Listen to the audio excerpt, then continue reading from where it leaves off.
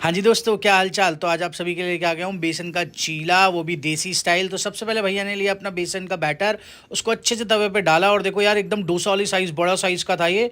और फिर डाला हरा धनिया, फिर सबको अच्छे से पलट के पकाया। फिर डाली इस पे ये पत्ता गोभी, फिर डाला अपना आलू का मिक्सचर, या आलू की सब्जी टाइप इन्होंने बनाया हुआ था मिक्सचर, जैसा डोसे में होता है। फिर डाली मूली, मूली डालने के बाद डाली प्याज, बढ़िया से सब कुछ ताज़ा कटा होता है यार, देखो क्लिंग फॉइल में रैप था। फिर डाला पनीर के क्यूब्स, फिर मसाला डाल के अच्छे से इसको पकाया। पकाने के बाद इसको डोसे की शेप में गोल करके सबको अच्छे से रैप किया। रैप करने के बाद फिर दोबारा सेका।